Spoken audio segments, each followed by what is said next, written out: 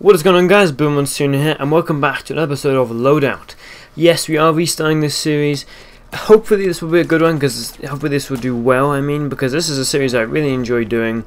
So hopefully you guys will enjoy watching it, and hopefully it'll do well. But for this new first reboot episode, we're doing an Oddball Recon Loadout.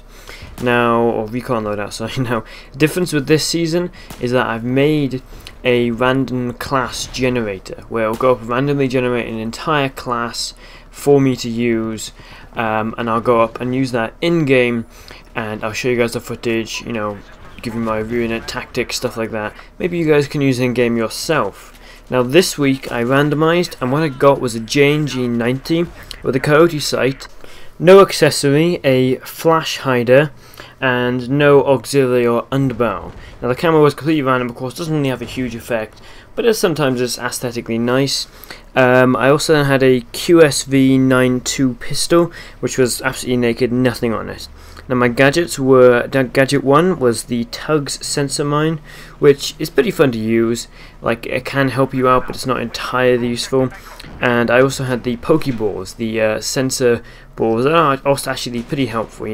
If you're going into a room, you can throw one in, check there's no one there, and they can be very helpful. Now my tactics going into this were definitely mid-range. I don't want to get stuck in close quarters, I don't want to get stuck in long range, because I only have a coyote sight, which is 0 magnification.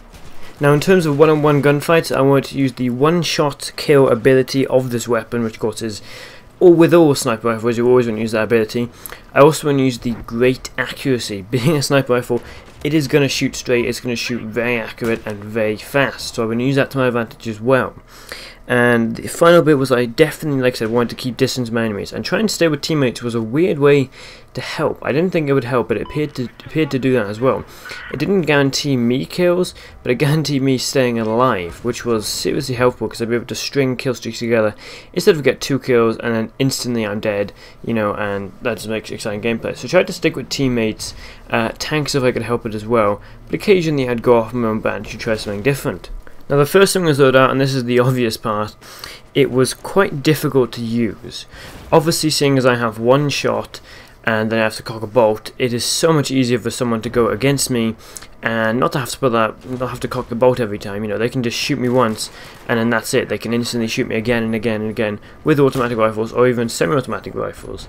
So that was the most difficult part of this. But a couple of times I was able to take out some enemies with automatic rifles. That was usually when their accuracy failed and mine succeeded, or when I had to jump on them. So when I had maybe not a 50-50 gunfight, maybe when I had a slight advantage in my favor, maybe like a 65 to 35 or 60 to 40%, usually I was able to win those. Not all the time, but most of the time. And the most satisfying part was when I strung a couple of headshots together, or I strung a couple of kills together, and it was just so satisfying. And this loadout was actually a lot of fun.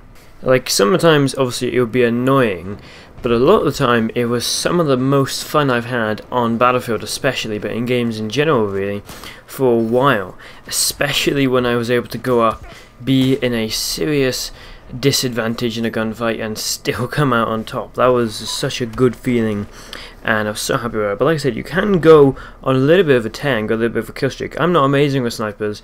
Accuracy is not my strong point. Seeing as I haven't played in a long while, I was off sometimes.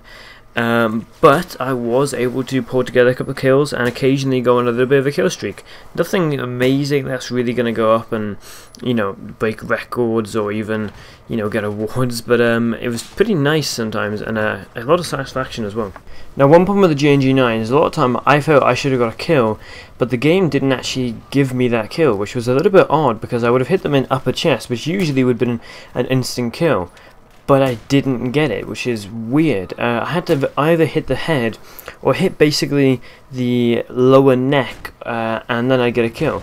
But some of the time I was outdone because I shot the enemy, I hit them and I thought, yes, that's a kill, and I turn away and instantly get killed. Or even the slight advantage I had in a gunfight, I'd shoot at them, think I've hit them, think, yes, I can move on. But in actual fact, I haven't killed them and they've suddenly opened fire on me and killed me.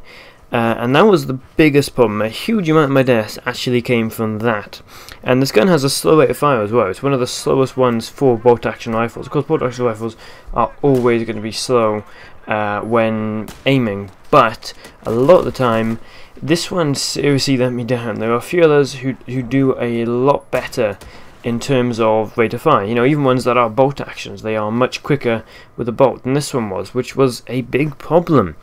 And the one saving grace in this class, because without this class would have been completely pointless, but the one slight saving grace was the pistol, the QSV92. It's not the best pistol ever, nowhere near the best pistol in the game either, but it's so much fun to use. It has 21 rounds and it fires unbelievably quickly. It is if you can pull the trigger quick enough, this gun just doesn't seem like it should be firing this. I don't know what the rate of fire, maximum rate of fire was in this gun, but it seemed to be endless when I was using it. I consider myself very good with firing guns quick, especially ones that I've practiced with, and this is a gun I haven't really used, so the fact that I was able to shoot it very quickly, I was satisfied by it. I think, you know, this is really good. But the one problem with it is a little bit weak, and overall it just didn't really hold up too amazingly. But a lot of the time when I was able to go up, get that one quick sniper shot, and I wasn't able to do the bolt, I was able to get another kill with the pistol, and that was again really satisfying. That was really good feeling.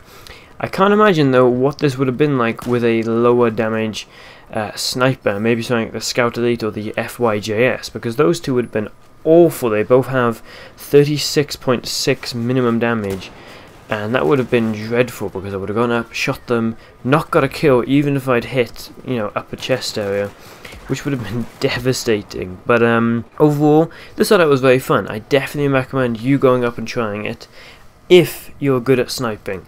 If you're no good at all and you've never touched a sniper in Battlefield in your life, don't bother. Go ahead and do something else. But if you tried it a little bit, or you're reasonably good, or even if you're really good, go up and do it. So if you guys have any suggestions about loadouts I can do, leave them down in the comments. I am fine though, I can make a lot of my own, and of course I can use the randomizer. But until then, go and leave comments down below. Hopefully you guys enjoyed the video. Don't forget to like, share, and subscribe. Blue Monsoon out.